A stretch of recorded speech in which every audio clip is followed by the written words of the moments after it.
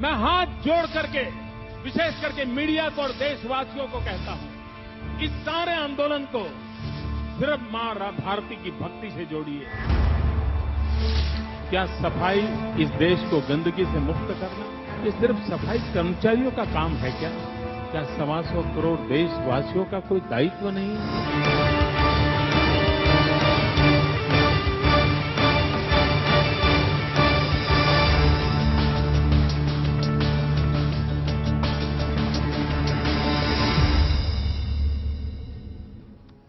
नमस्कार, national reporter में आपके साथ मैं हूं सुशांत सिन्हा और आज सिर्फ एक सवाल जो आपको, हमको, हम सबको खुद से पूछना चाहिए। सवाल ये कि क्या हम इतने गंदे हैं और गंदा रहने के इतने आदी हो चुके हैं कि हमें सफाई से रहने के लिए भी बोलना पड़ता है, और बोलना ही नहीं पड़ता बल्कि पूरी की पूरी मुहिम चलानी पड़ती है, जिसमें देश के प्रधानमंत्री को हाथ जोड़कर अपील करनी पड़ती है कि हम साफ रहें, सफाई रखें। हमें खुद से पूछने की जरूरत है कि ऐसा क्यों है जिस देश में छोटे बच्चे को भी मां बाप मुंह और नाक में उंगली डालने से फौरन मना कर देते हैं, ये कहते हुए ये गंदी बात है, उसी मुल्क में बच्चों को क्यों नहीं सिखाया जाता कि घर के बाहर का हिस्सा भी हमारा है और वहां भी कचरा नहीं फेंकना है? बच्चे ही क्यों, बड़े भी वही कर रहे हैं। तभी तो ये तस्वीरें आम हैं जो आपकी स्क्रीन पर है। जब सड़क पर गंदगी का अंबार लगा दिख जाता है, थूक, रैपर, घर की गंदगी से लेकर सड़ी सब्जियां और खाना सब सड़क पर है, तो फिर हम बच्चों से क्या और बड़ों से क्या, सबकी स्थिति एक जैसी लगती है। आलम यह है कि कोलंबिया यूनिवर्सिटी की 2012 में आई एक रिपोर्ट बताती है कि भारत के शहरी इलाकों में हर रोज 1,88,500 टन कचरा निकलता है। 2001 की तुलना में यह कचरा 50% बढ़ गया है। अगर हालात नहीं बदले तो 2041 में भारत में हर रोज 4,40,000 टन कचरा निकलेगा। भारत में जैविक कचरा करीब 51% होगा। लेकिन अगर आपको लगता है कि हम आज के पहले सफाई के लिए कुछ नहीं कर रहे थे, तो जरा गौर कीजिए इन फैक्ट्स पर जो बताती हैं कि हम कैसे पैसे तो फूंकते रहे लेकिन हासिल कुछ नहीं कर पाए। करीब 50,000 करोड़ रुपए सालाना खर्च करते हैं हम, फिर भी कचरे की समस्या बनी हुई है। शहर के कचरे को फेंकने के लिए डंपिंग ग्राउंड या जगह तय ही नहीं है। सिर्फ 30% कचरे को सही तरीके से रिसाइकिल कर पाते हैं हम। 70% कचरे का कोई इस्तेमाल नहीं होता। सफाई कर्मचारियों की बड़ी कमी है। सूखे कचरे की समस्या अगर बढ़ती रही तो भारत सबसे गंदा देश हो जाएगा। लेकिन अगर यह सब कुछ सुनकर या देखकर लगने लगता है आपको कि हम शायद फितरत से ही साफ नहीं रह सकते, तो जरा यह भी सोचिए कि हम जब विदेशों में जाते हैं तब साफ रहना कैसे सीख जाते हैं। वहां सड़क पर थूकते या गंदगी फैलाते हम क्यों नहीं दिखते? इसकी एक वजह तो वो फाइन है जो विदेशों में गंदगी फैलाने पर देनी पड़ती है। आप देखिए, सिंगापुर में अगर आप सड़क पर च्युइंगम थूक देते हैं तो 30,000 रुपए का जुर्माना भरना पड़ेगा आपको। हांगकांग में सड़क पर थूकने पर 12,000 रुपए का जुर्माना है। न्यूयॉर्क में सड़क पर थूकने पर 3,000 से लेकर 10,000 रुपए का जुर्माना है। ब्रिटेन में सिगरेट का टुकड़ा फेंकने पर 6,000 रुपए का जुर्माना लगता है। सड़क पर थूक दीजिए ब्रिटेन में तो 8,000 रुपए आपकी जेब से जाएंगे, और लगातार सड़क पर थूकने का दोषी पाए गए ब्रिटेन में तो करीब 2 लाख रुपए तक का जुर्माना देना पड़ सकता है। यानी नियम कड़े हैं। और सवाल ये कि क्या हम गंदगी के बीच इसलिए रहते हैं क्योंकि आसपास सफाई का माहौल नहीं है, या सफाई को लेकर कड़े कानून नहीं है, या कुछ मजबूरी भी है? और क्यों इस देश को साफ सफाई से रहना सिखाने के लिए प्रधानमंत्री को हाथ जोड़कर अपील करनी पड़ती है? आज इसी पर हम चर्चा करेंगे और हमारे साथ कुछ खास मेहमान जुड़ रहे हैं। हमारे साथ बिंदेश्वर पाठक साहब हैं जो कि फाउंडर हैं सुलभ इंटरनेशनल के, जिसने देश भर में सुलभ शौचालय बनाए। डॉक्टर अमिया साहू जुड़ रहे हैं जो कि प्रेसिडेंट हैं national solid waste association of India के। और साथ ही हमारे साथ एक और खास मेहमान हैं, प्रेम सिंह बिरलान हैं जो कि स्टूडियो में हैं, ट्रेजरर हैं दिल्ली नगर निगम मजदूर कांग्रेस के। यानी जो सफाई कर्मचारी आप अपने आसपास देखते हैं उनमें से वो एक हैं, और वो हमें बताएंगे कि हमारी जिम्मेदारी सफाई की कितनी है और कितनी उनकी है और उसमें कहां कमी रह जाती है। लेकिन डॉक्टर अमिया साहू, मैं आपसे पहले शुरुआत कर रहा हूं कि प्रधानमंत्री ने एक मुहिम शुरू की जिसकी हम सब तारीफ कर रहे हैं और यह होना चाहिए। लेकिन सवाल यह कि हमें साफ रहने के लिए, सफाई रखने के लिए कहना क्यों पड़ रहा है? क्या यह बेसिक व्यवहार हमारा नहीं होना चाहिए था कि हम साफ रहें, सफाई रखें?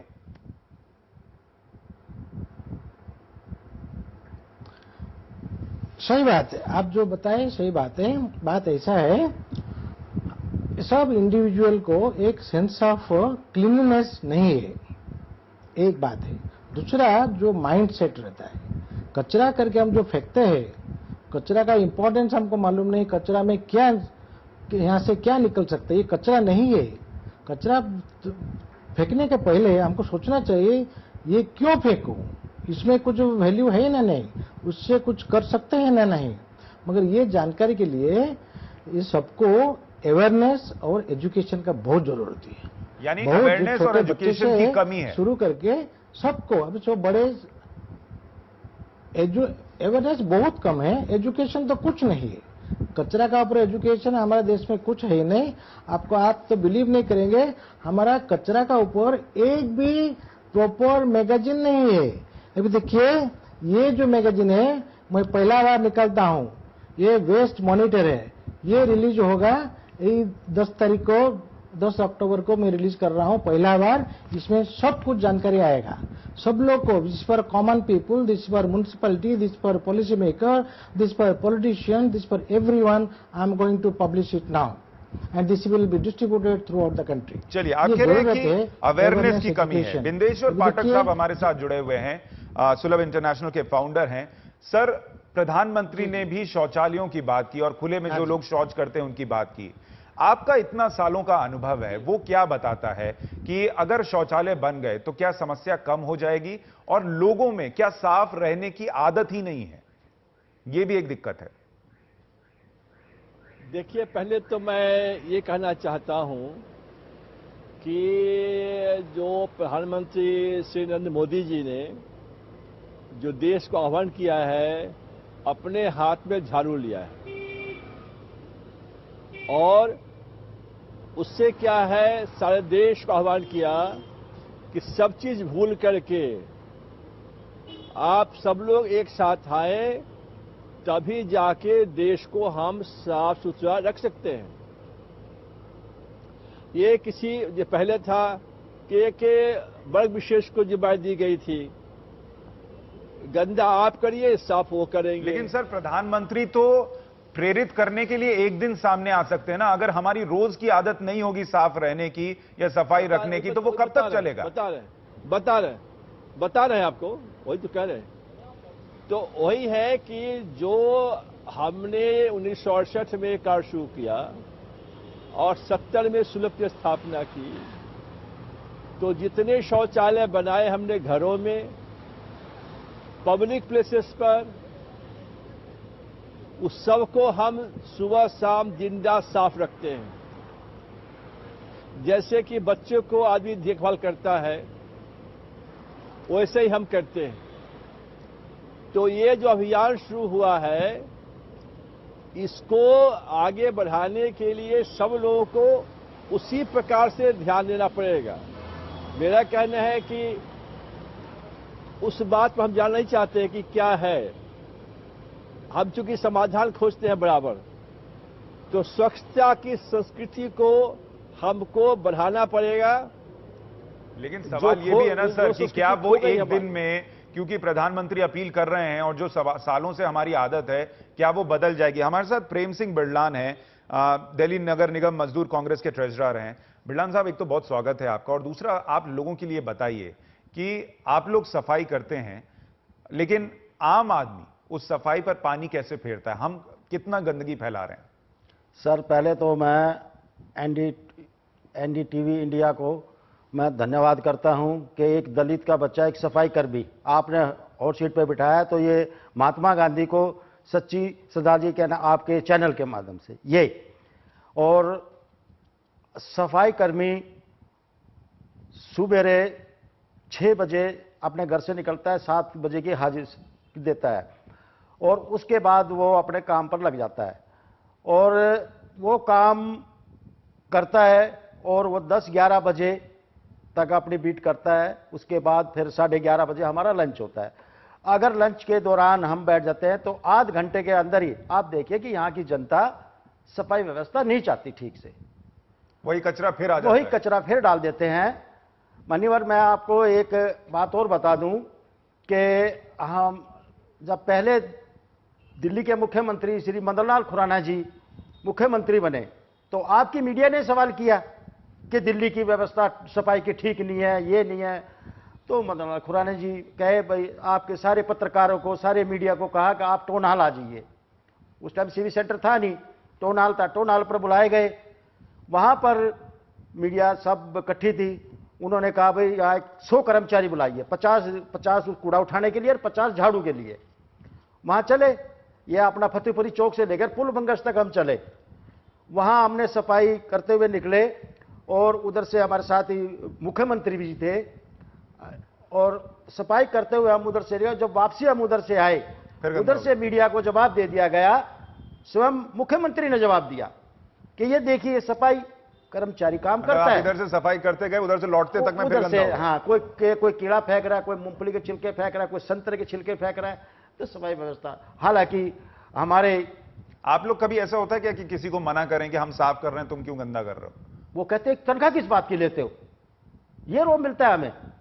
आज भी मैं बैठा हुआ था, एक सज्जन आए हमारे पास, कह रहे जी आज मोदी जी हमारे प्रधानमंत्री झाड़ू लगा रहे। मैं कहा जी हम लगा रहे सर, क्या बताइए। कह रहे क्या नाम आपने वहां कूड़ा क्यों नहीं उठाया, हालांकि कर्मचारी काम कर चुका था। पाठक साहब, इसी एटीट्यूड को मैं समझना चाह रहा हूं कि ये सोच कर रखना कि सफाई कर्मचारी को पैसा इसी बात का मिल रहा है, हम सड़क पर गंदगी फैलाएंगे और वो साफ करेगा, ये एटीट्यूड क्या हम बदल पाएंगे? क्या ये चुनौती बहुत बड़ी है जिसे बदलने की बात है? मैं इस पर लौटूंगा सर, एक छोटे से ब्रेक के लिए रुक रहे हैं, हम जल्द लौट रहे हैं।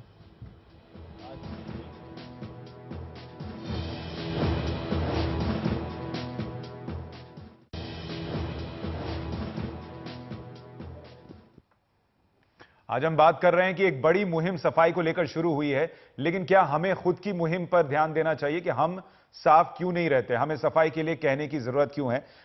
हमारे सारे मेहमान हमारे साथ बने हुए हैं। फाटक साहब, जो ब्रेक पर जाने से पहले मैं आपसे सवाल पूछ रहा था, जो प्रेम सिंह बिड़लान कह रहे हैं कि लोगों को यह लगता है कि गंदगी वो फैला रहे हैं तो सफाई कर्मचारी किस लिए रखे गए हैं, वो साफ करें। ये जो सालों का एटीट्यूड है, ये कैसे बदलेगा? देखिए ऐसा है, ये बदल रहा है। हाइब्रिड तो डाई हार्ड होता है। Culture takes time to change. 2 example सिर्फ देते हैं आपको हम। हमारे ग्रैंडसन को, ग्रैंड डॉटर को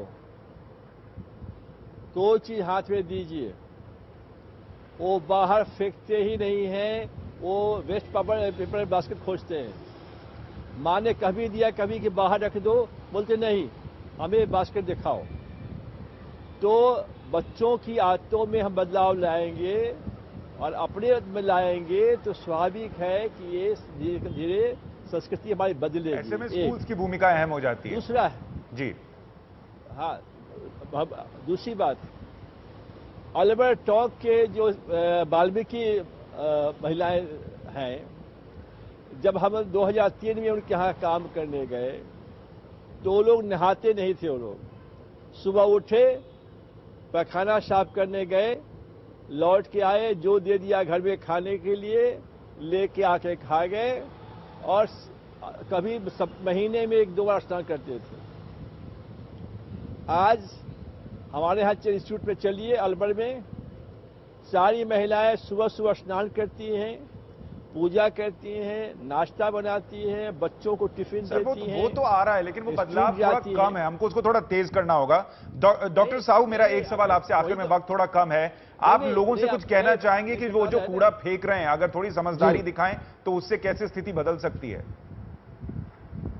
जी बदल सकती है ना। ये बदलेगा। साहू से ये सवाल है। एक तो है ये कचरा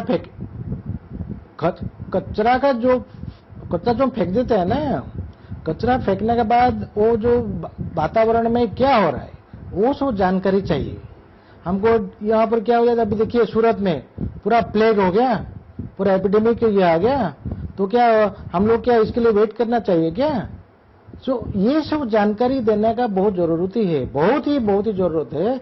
इसलिए पब्लिक को और म्युनिसिपल ऑफिसर को, वेस्ट मैनेजर को, पॉलिटिशियंस को, जर्नलिज्म को, एवरीवन। बिरलान साहब, एक आखिरी एक सेंटेंस में बोलिएगा, मेरे पास बिल्कुल वक्त नहीं है। अगर लोग आपके साथ मिलकर सफाई में काम करें तो क्या स्थिति बदल सकती है? हाँ, बदल सकती है। क्या होता है? आप लोगों से कुछ कहना चाहेंगे? हाँ, मैं लोगों से ये कहना चाहूंगा कि अगर हम सफाई करने के लिए आते हैं, अगर हमारे साथ अगर क्या नाम हाथ से हाथ मिलाए तो उसे, लेकिन ऐसा होगा नहीं, क्योंकि अगर एक अगर रोड के चौक पे भिखारी है, 1 रुपया मांगने वाला, अगर उसको आप क्या नाम 500 का नोट दो, उसे कहोगा कि ये लेटरिन उठाओ, वो 500 का नोट नकार देगा, 1 रुपया उसे मजदूर लेना है, लेकिन वो सफाई नहीं करेगा। चलिए, ये भी एक दिक्कत है कि ये भी आपको समझना होगा कि सफाई की सारी जिम्मेदारी सफाई कर्मचारियों की नहीं है, हमारी भी है। अगर हम नहीं करेंगे, इस मुहिम को सिर्फ प्रधानमंत्री या सरकारी योजना की तरह देखेंगे, एक दिन के लिए सोच समझकर या कुछ हफ्तों के लिए चलेंगे तो नहीं होगा, इसको आगे लेकर जाना होगा। आप सभी मेहमानों का बहुत शुक्रिया इस चर्चा में जुड़ने के लिए। नेशनल रिपोर्टर में आज के लिए बस इतना ही, लेकिन ब्रेक पर जाएं उससे पहले 10 बातों पर एक नजर।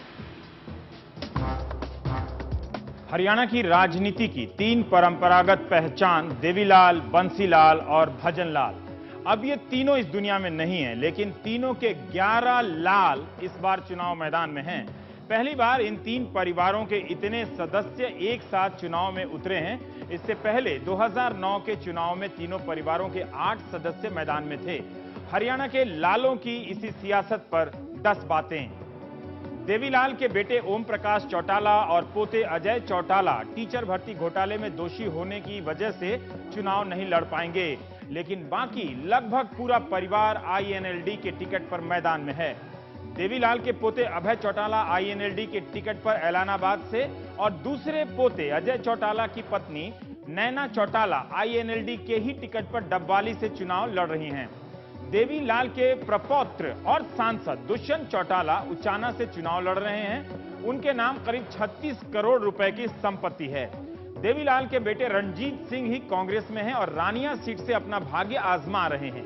भजनलाल के परिवार का हरियाणा जनहित कांग्रेस पर कब्जा है। भजनलाल के बेटे कुलदीप बिश्नोई आदमपुर सीट से चुनाव लड़ेंगे। उनके नाम करीब 80 करोड़ रुपए की संपत्ति है, जो 2009 में सिर्फ 17 करोड़ रुपए थी। भजनलाल के दूसरे बेटे और राज्य के पूर्व उप मुख्यमंत्री चंद्रमोहन नलवा से चुनाव लड़ रहे हैं और उनके नाम 61 करोड़ रुपए की संपत्ति है, जो 2009 में सिर्फ 7 करोड़ थी। कुलदीप बिश्नोई की पत्नी रेणुका बिश्नोई हरियाणा जनहित कांग्रेस के ही टिकट पर हांसी से लड़ेंगी। उधर बंसीलाल के परिवार से भी 4 सदस्य चुनाव मैदान में हैं। उनके दिवंगत बेटे सुरेंद्र सिंह की पत्नी और हरियाणा सरकार में मंत्री किरण चौधरी कांग्रेस से टिकट पर तोशाम से चुनाव लड़ रही हैं। उनकी संपत्ति करीब 70 करोड़ है, जो 2009 में सिर्फ 10 करोड़ थी। दूसरा बेटा और बीसीसीआई के पूर्व अध्यक्ष रणवीर महेंद्र कांग्रेस के टिकट पर बाढ़रा से चुनाव लड़ रहे हैं। रणवीर महेंद्र के नाम पर करीब 12 करोड़ रुपए की संपत्ति है और 3 लग्जरी गाड़ियां हैं। बंसीलाल के दामाद सोमवीर सिंह लोहारू से कांग्रेस टिकट पर मैदान में है, जबकि बेटी सुमित्रा भी लोहारू से बहुजन समाज पार्टी के टिकट पर चुनाव मैदान में है। यानी यहां जीजा और साली आमने सामने। और अब नजर अभी तक की हेडलाइंस पर।